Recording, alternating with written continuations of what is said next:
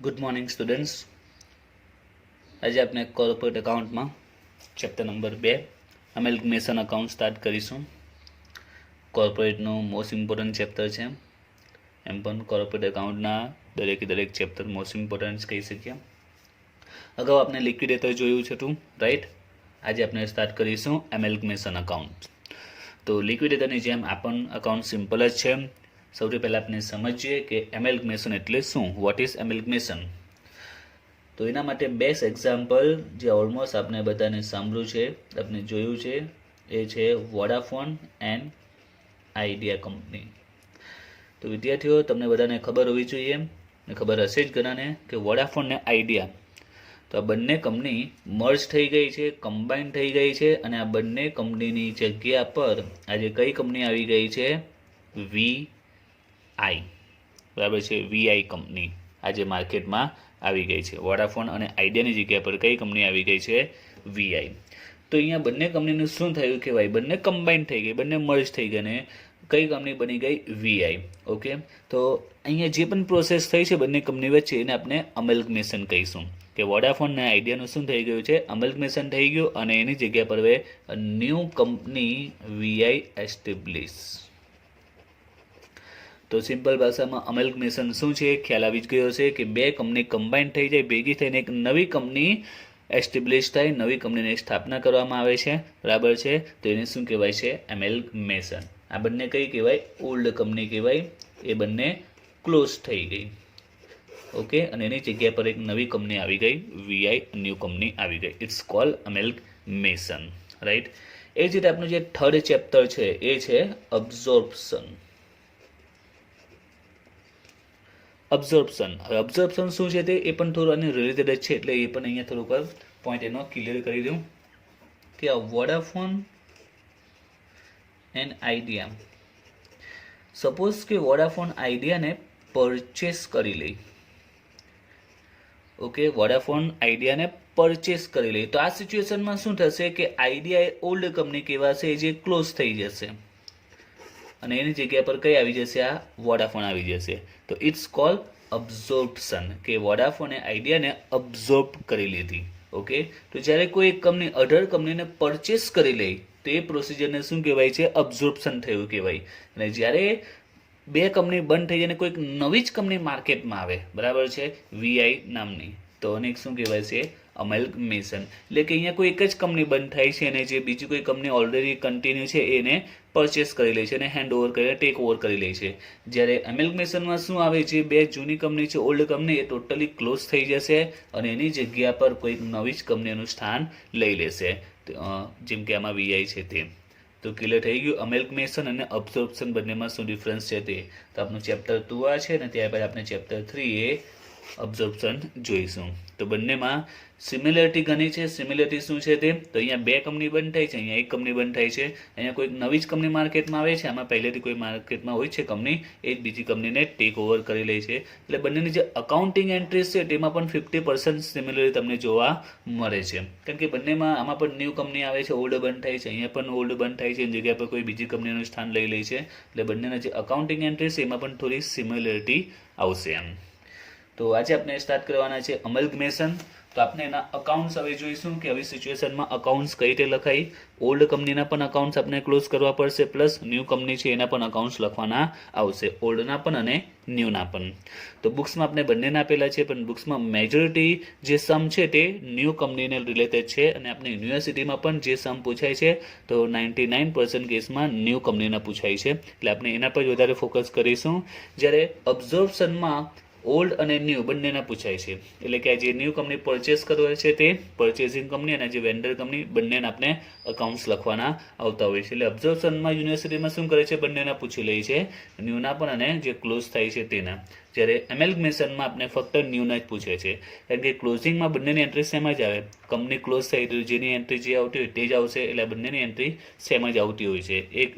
એક આપણે રીઝન કહી શકીએ કે જેથી VNSUમાં આપણે એમેલ્ગમેશનમાં ન્યૂ કંપનીના અકાઉન્ટ્સ પૂછાય છે, ઓલ્ડના પૂછાતા નથી, કારણ કે ઓલ્ડ કંપની ક્લોઝ થાય છે, અહીંયા પણ ક્લોઝ થાય છે. તો આપણે યુનિવર્સિટીમાં અબ્ઝર્વેશનમાં ક્લોઝિંગના અકાઉન્ટ્સ પૂછે જ છે, ઓકે, કંપની ક્લોઝિંગનો અકાઉન્ટ આપણે અહીંયા આવે છે એટલે એ કારણસર કદાચ અહીંયા પૂછાતા ન હોય. તો આપણે એના પર ફોકસ કરીશું કે ન્યૂ કંપનીમાં કઈ રીતે ઇફેક્ટ આવશે, ન્યૂ કંપની કઈ રીતે પોતાના અકાઉન્ટ્સ પ્રિપેર કરશે. તો સ્ટાર્ટ કરીએ આપણે એના જે પોઈન્ટ્સ છે તે.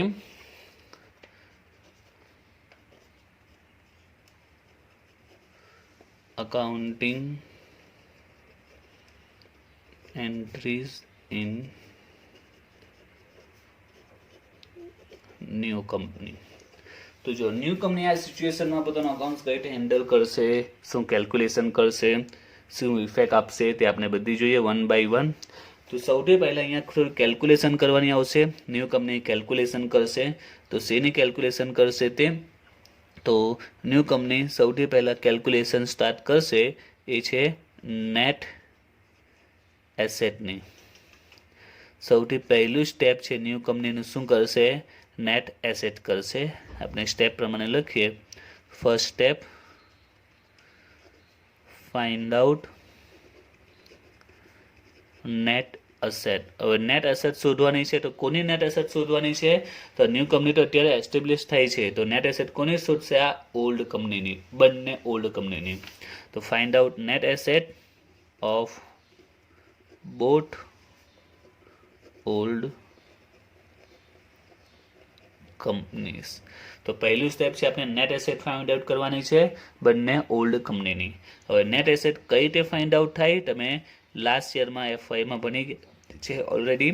તો એનો ફોર્મ્યુલા આવતો હતો નેટ એસેટનો ફોર્મ્યુલા શું હતું તે, total assets minus total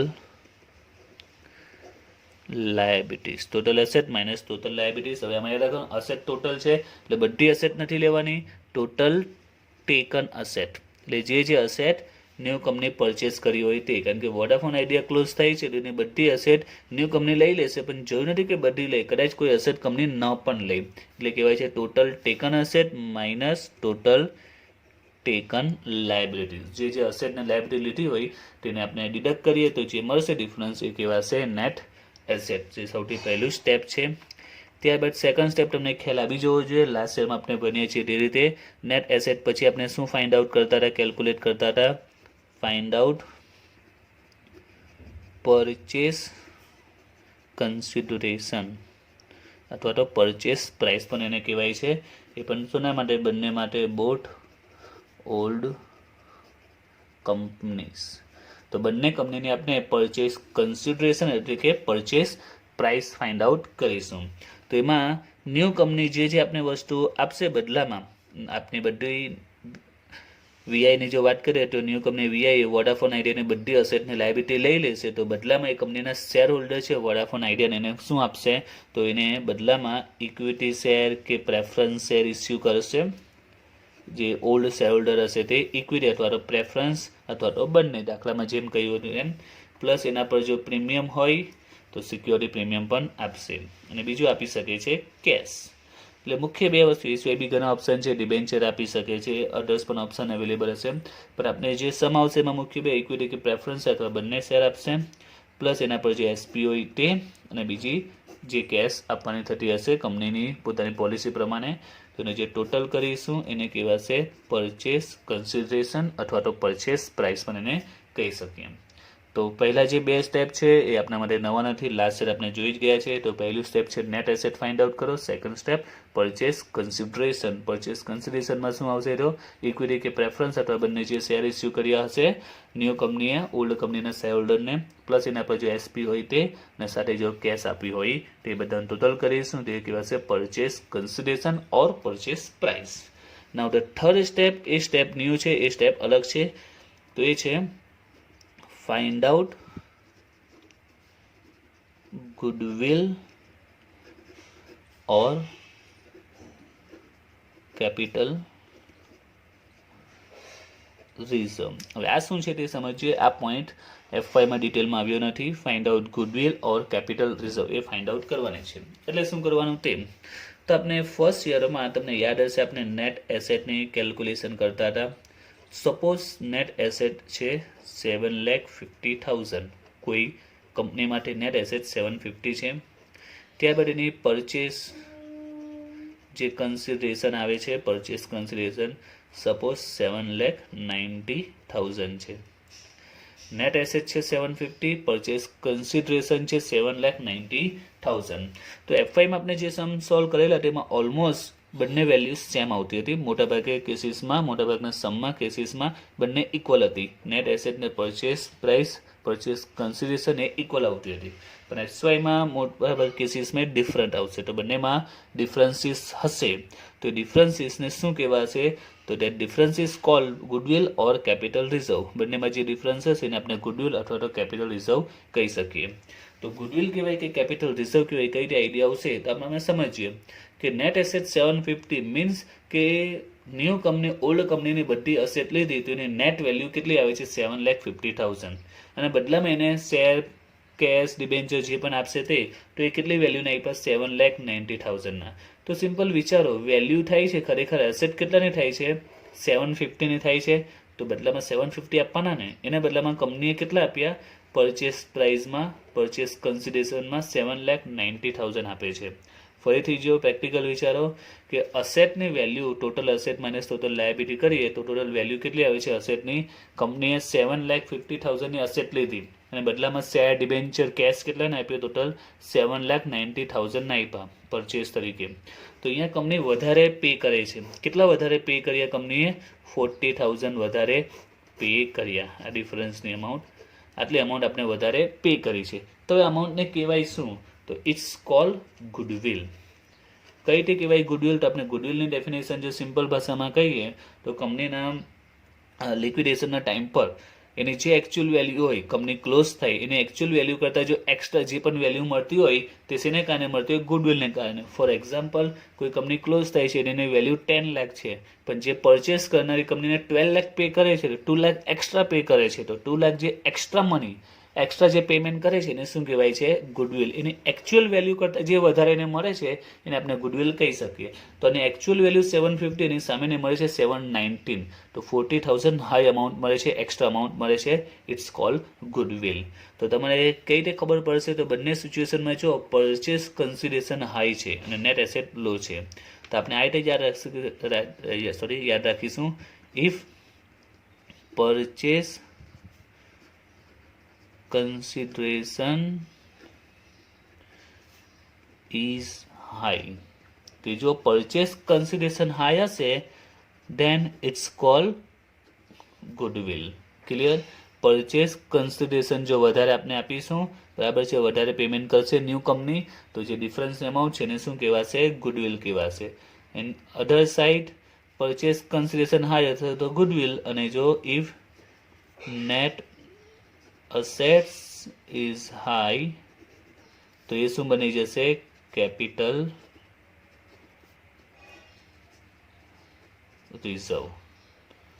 okay, તો ક્લિયર થઈ ગયું? તો પહેલાં યાદ રાખજો, કોઈ બી સમ આપણે પ્રેક્ટિસ કરીશું ત્યારે નેટ એસેટ અને પરચેસ કન્સિડરેશન ફાઇન્ડ આઉટ કરીશું તો એમાં ડિફરન્સીસ આવશે. તો ડિફરન્સીસ આવશે તો ડિફરન્સીસ કાં તો એ ગુડવિલ હશે કાં તો કેપિટલ રિઝર્વ હશે.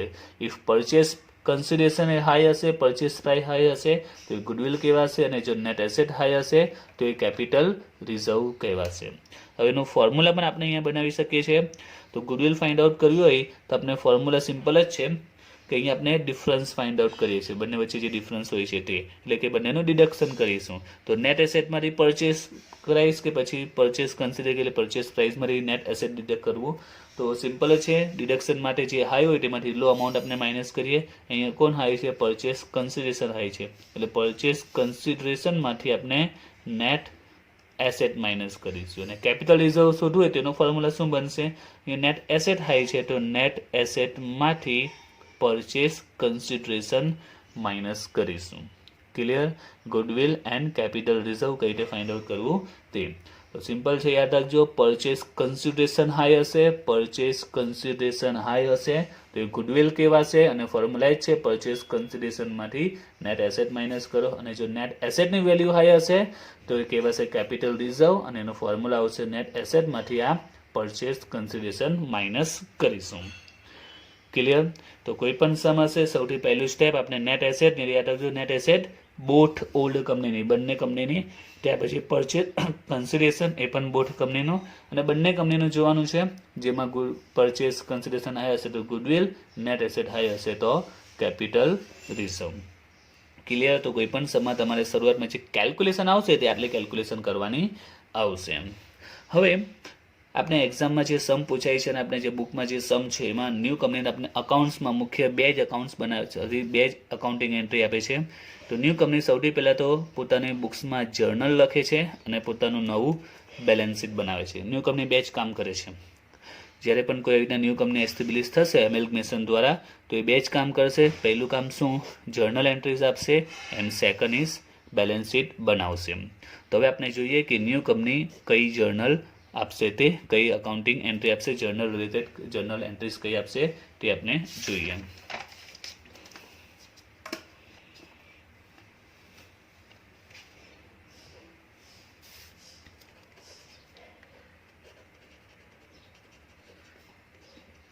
journal entries in new company. Journal entries in new company એટલે નવી કંપની કઈ જર્નલની એન્ટ્રી આપશે તે, કઈ કઈ જર્નલ પોતાની બુક્સમાં આપશે તે. તો સિમ્પલ જ છે, કેલ્ક્યુલેશન પર બેઝ છે. સૌથી પહેલાં આપણે કેલ્ક્યુલેશન કોની કરી? નેટ એસેટની કરી. ઓકે, તો પહેલી જર્નલ આવશે નેટ એસેટની આવશે. બીજી કેલ્ક્યુલેશન આપણે કરી છે પરચેસ કન્સિડરેશનની, તો બીજી જર્નલ આવશે પરચેસ કન્સિડરેશનને રિલેટેડ જ આવશે. એટલે એની મેન બે જર્નલ આવશે. Okay, main two journal, first related to net asset and second is purchase કન્સિડરેશનને રિલેટેડ આવશે. તો નેટ એસેટ રિલેટેડ જર્નલ શું આવશે તે, તો એના ફોર્મ્યુલા બેઝ જ છે. નેટ એસેટનું ફોર્મ્યુલા શું છે? Total taken asset minus total taken liability. તો એની જર્નલ આ રીતે જ બનશે. ટોટલ ટેકન એસેટ એટલે જે પણ એસેટ છે બધી એસેટ ડેબિટ કરો. આપણે અમુક એસેટ લઈ લઈએ, for example machinery, land, stock. Suppose આ ત્રણ એસેટ છે, તો જે પણ એસેટ લીધી છે બધી એસેટને ડેબિટ કરો અને જે લાયબિલિટી હોય લાયબિલિટીને ક્રેડિટ કરો. સપોઝ લાયબિલિટીમાં ક્રેડિટર્સ છે અને બીઓડી છે, તો એને ક્રેડિટ કરો. ખ્યાલ આવ્યો? પહેલી જર્નલ કોના પર રિલેટેડ છે? એ છે નેટ અસેટ રિલેટેડ જ છે. તો જે પણ અસેટ લીધી છે અસેટને ડેબિટ કરો અને જે પણ લાયબિલિટી લીધી છે એને ક્રેડિટ કરો. અસેટને ડેબિટ કરો, લાયબિલિટીને ક્રેડિટ કરો. ક્લિયર? જે પણ અસેટ છે એને ડેબિટ કરો, લાયબિલિટીને ક્રેડિટ કરો. ત્યારબાદ આપણે જે ત્રીજી કેલ્ક્યુલેશન કરેલી પરચેસ કન્સિડરેશન અને નેટ એસેટ જે ડિફરન્સીસ આવે છે ને આપણે ગુડવિલ કે કેપિટલ રિઝર્વ કહીએ છીએ તે, તો એને પણ આ જર્નલમાં આપણે એડ કરી દેવાનું છે. ગુડવિલ કે કેપિટલ રિઝર્વ બેમાંથી જે આવે તે. સપોઝ કે જો ગુડવિલ આવે તો આપણે ખબર છે ગુડવિલ અસેટ છે એટલે ડેબિટ થશે.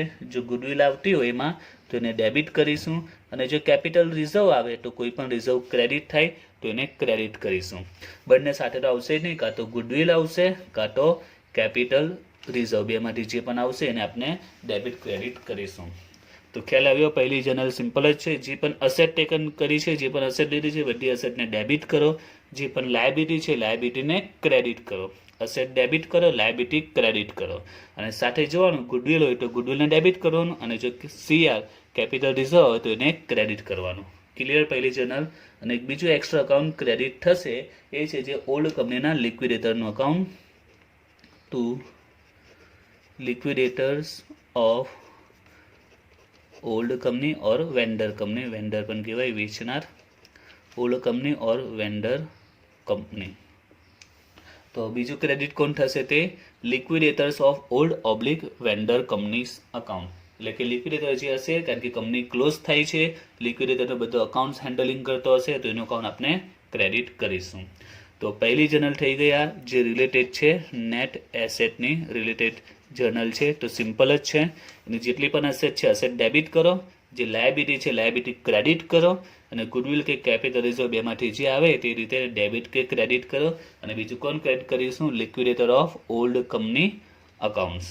નાવ સેકન્ડ જર્નલમાં તો એમાં આપણે જે લિક્વિડેટરના અકાઉન્ટ્સને ક્રેડિટ કર્યું હતું ઓલ્ડ કંપનીના એને ડેબિટ કરી દઈશું.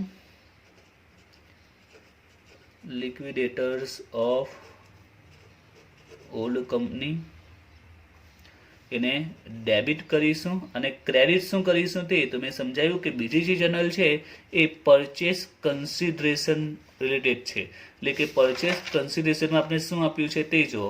તો આપણે ઇક્વિટી કે પ્રેફરન્સ જે શેર આપ્યા હશે તે, એની સાથે એસપી છે અને કેશ છે, તો આ બધું આપણે ક્રેડિટ કરી દઈશું.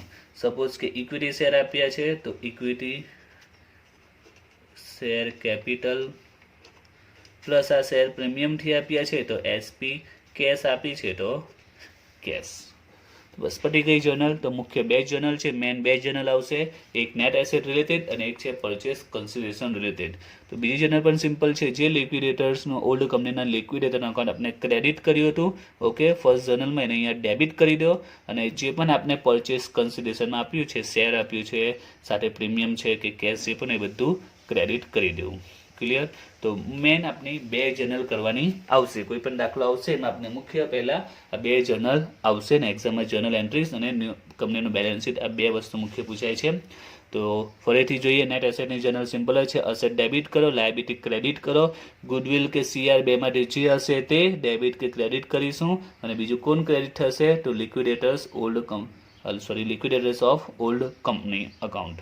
અને સેકન્ડ જર્નલ જે પરચેસ કન્સિડરેશન રિલેટેડ છે તેમાં લિક્વિડેટર્સ ઓફ ઓલ્ડ કંપની કે વેન્ડર કંપનીના જે અકાઉન્ટ એને ડેબિટ કરો અને ક્રેડિટમાં આપણે જે આપ્યું હશે તે શેર આપ્યો હોય એની સાથે એસપી હોય ને કેશ આવશે તે.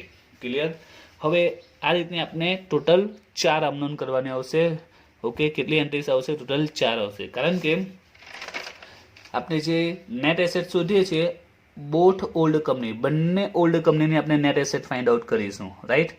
એટલે કે આજે આપણે જર્નલ કરીશું, માની લો કે આમાં વાત કરીએ વોડાફોનને આઈડિયા છે તો પહેલાં આપણે આ વોડાફોન માટે આ બે જર્નલ કરીશું. એ જ પ્રકારે આઈડિયા માટે પણ આ બે જર્નલ થશે, કારણ કે આપણે કેલ્ક્યુલેશનમાં નેટ એસેટ બંને કંપનીને ફાઇન્ડ આઉટ કરી છે, પરચેસ કન્સિડરેશન પણ બંને કંપનીને ફાઇન્ડ આઉટ કરી છે, એટલે જર્નલ પણ બંને કંપનીની કરીશું. એટલે ઇનડાયરેક્ટલી આપણે ટોટલ કેટલી જર્નલ કરવી પડશે? 4, રાઈટ? ટોટલ 4 જર્નલ આપણે કરવાની આવશે. પહેલાં વોડાફોનમાં નેટ એસેટને પરચેસ કન્સિડરેશન આમનોન, ત્યાર પછી આઈડિયાની પણ પરચેસ કન્સિડર નેટ એસેટ બંને આમનોન થશે. એટલે ટોટલ 4 આપણે જર્નલ કરવી પડશે. ક્લિયર થયું? તો કોઈ પણ સમ હશે, કોઈ પણ ચેપ્ટરનો સમ હશે, ન્યૂ કંપનીની જર્નલમાં આપણે ટોટલ 4 જર્નલ કરીશું. Clear? there are 4 journal we have to made in new companies account. Okay, તો સૌથી પહેલા હવે આપણે બીજી કઈ જર્નલ આવી શકે તેના પર ફોકસ કરીએ. એટલે ટોટલ આ 4 જર્નલ બંને કંપનીની બે જર્નલ એ કન્ફર્મ છે. એ સિવાય અમુક એક્સ્ટ્રા જર્નલ આવશે તેના પર હવે ધ્યાન આપીએ, જે સમ પર રીતે રહેશે, કોઈક સમમાં આવશે કોઈકમાં નહીં આવશે. તો new company issued remaining share. New company issue remaining share એટલે કે જ્યારે ન્યૂ કંપની એસ્ટેબ્લિશ થાય તો સપોઝ કે ન્યૂ કંપની પાસે ટોટલ 5 લાખ શેર છે. ટોટલ શેર કેટલા છે? 5 લાખ. માની લો કે આમાંથી આ જે બંને કંપની છે વોડાફોન અને આઈડિયા છે, વોડાફોનને 2 લાખ શેર આપી દીધા, આઈડિયાને પણ 2 લાખ શેર આપી દીધા. હજી કંપની પાસે કેટલા શેર છે? 1 લાખ શેર રિમેનિંગ છે. ક્લિયર? રિમેનિંગ શેર શું છે તે? તો કંપની પાસે એસ્ટેબ્લિશ થઈ વીઆઈ તો એની પાસે ટોટલ કેટલા શેર હતા? 5 લાખ હતા. એમાં 2 લાખ વોડાફોનને આપી દીધા, 2 લાખ આઈડિયાને આપી દીધા. હજી કંપની પાસે 1 લાખ શેર રિમેનિંગ છે. તો કંપની ઈચ્છે તો આ શેરને ઇસ્યુ કરી શકે છે. તો એની જે જર્નલ આવતી હોય તે શેર ઇસ્યુની જર્નલ શું આવે? શેર ઇસ્યુ કરીએ તો બેંક અકાઉન્ટ શું થશે? ડેબિટ થશે અને તે મોટાભાગે ઇક્વિટી શેર હોય છે તો ઇક્વિટી શેર કેપિટલ ક્રેડિટ થશે. અને જો એસપી હોય તો એસપી પણ ક્રેડિટ થશે. તો એ સિમ્પલ જર્નલ છે. નોર્મલી જે શેર ઇસ્યુની જર્નલ આવે તે જ આવશે. Bank account debit to equity share to SP. ત્યાર પછી બીજી જર્નલ આવી શકે છે if new company paid establishment or preliminary expense. તો આ બી સિમ્પલ જર્નલ છે. હવે નવી કંપની સ્ટાર્ટ થાય છે એટલે શરૂઆતમાં એસ્ટેબ્લિશમેન્ટ, પ્રિલિમિનરી એક્સપેન્સ, જે પણ કોઈ પ્રકારના એક્સપેન્સ થતા હોય તો એ જે પણ પ્રકારના એક્સપેન્સ કરશે તો એક્સપેન્સનું અકાઉન્ટ શું થશે? ડેબિટ થશે ટુ જે એના પેમેન્ટ કર્યું હશે, બેંક કે કેશ. મોસ્ટ ઓફ કેસમાં બેંક થ્રુ પેમેન્ટ થતું હોય છે. તો જે પણ એક્સપેન્સ હશે, એસ્ટેબ્લિશમેન્ટ કે પ્રિલિમિનરી જે પણ એક્સપેન્સ કર્યું હશે, expense account debit to bank account આવશે. ઓકે, જે પણ એક્સપેન્સ છે expense account debit to bank account. Now fifth journal, most important છે. If new company paid liquidation expense of old company. તો યાદ રાખજો, આ મોસ્ટ ઇમ્પોર્ટન્ટ જર્નલ છે. અહીંયા ઘણા વિદ્યાર્થીઓ મિસ્ટેક કરે છે. If new company paid liquidation expense of old company. હવે આપણે ફોર્થ જર્નલ જે સમજાવી એમાં પણ આ જ પોઈન્ટ હતો કે ન્યૂ કંપનીએ એસ્ટેબ્લિશમેન્ટ કે પ્રિલિમિનરી એક્સપેન્સ પે કર્યો તો એની જર્નલ એક્સપેન્સ ટુ બેંક આવી. જ્યારે અહીંયા ન્યૂ કંપનીએ એક્સપેન્સ કર્યો છે liquidation expense of old company, તો અહીંયા જર્નલ આઈટે નહીં આવશે liquidation expense to bank account. Why? તો રીઝન એ છે કે એસ્ટેબ્લિશ કે પ્રિલિમિનરી એક્સપેન્સ એ ન્યૂ કંપનીનો પોતાનો પર્સનલ એક્સપેન્સ કહી શકાય ને, કારણ કે નવી કંપનીની આ જે એસ્ટેબ્લિશમેન્ટ થાય છે, સ્થપાય છે, નવી કંપની સ્ટાર્ટ થાય છે, તો એની શરૂઆતમાં જે એક્સપેન્સ કરવાનો હોય તે એક્સપેન્સીસ કર્યા છે, તો expense to bank account right છે.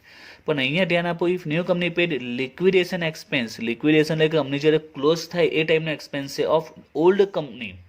હવે જે ઓલ્ડ કંપની ક્લોઝ થઈ ગઈ છે એનો લિક્વિડેશન એક્સપેન્સ આજે ન્યૂ કંપની પે કરે છે, તો એ રીતે આ જર્નલ અલગ પડી જાય છે. અહીંયા તો એ પોતાનો જ એક્સપેન્સ છે જે પે કરે છે, જ્યારે અહીંયા એ અધર ઓલ્ડ કંપનીનો એક્સપેન્સ પે કરે છે. તો અહીંયા જર્નલ શું બની શકે? તો અહીંયા એક્સપેન્સ ટુ કેશ આવી નહીં શકે. વિચારો, નવી કંપની સ્ટાર્ટ થાય છે અને પોતાના બુક્સમાં, પોતાના અકાઉન્ટ્સમાં આવી એન્ટ્રી આપે લિક્વિડેશન એક્સપેન્સ ટુ કેશ. જો કંપની તો સ્ટાર્ટ થઈ છે ને લિક્વિડેશન એક્સપેન્સ ક્યાંથી આવી ગયું? એમ ક્લિયર? તો અહીંયા લિક્વિડેશન એક્સપેન્સ કોનો છે? ઓલ્ડ કંપનીનો છે, જે ન્યૂ કંપની પે કરે છે.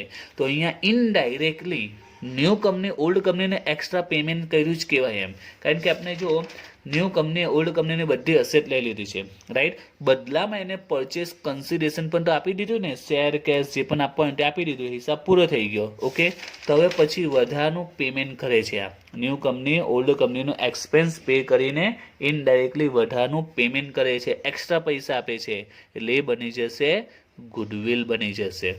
સપોઝ કે 5000નો એક લિક્વિડેશન એક્સપેન્સ છે તો 5000ની એ ગુડવિલ કહેવાશે. એટલે એક્સપેન્સ અકાઉન્ટ નહીં લખાશે, શું લખાશે? ગુડવિલ લખાશે. અને પેમેન્ટ તો થાય જ છે એટલે two bank account.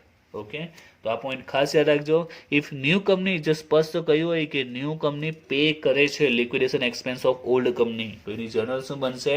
Goodwill two bank account. Okay, આ એક પ્રકારનું એક્સ્ટ્રા પેમેન્ટ જ કર્યું છે એટલે કે ગુડવિલ બની જશે, goodwill two bank account. Okay, તો કોઈ પણ સમ આવશે એના માટે તમારે આટલી કેલ્ક્યુલેશન ક્લિયર હોવી જોઈએ. નેક્સ્ટ વિડીયોમાં આપણે સમ સ્ટાર્ટ કરવાના છે, તો એના માટે આ બધી જે કેલ્ક્યુલેશન સમજાવી છે પરફેક્ટલી માઇન્ડમાં સેટ કરી દેજો, નોટમાં લખી દેજો, તો જ નેક્સ્ટ વિડીયોમાં આપણે જે દાખલા સ્ટાર્ટ કરીશું એ ઇઝીલી ખ્યાલ આવશે.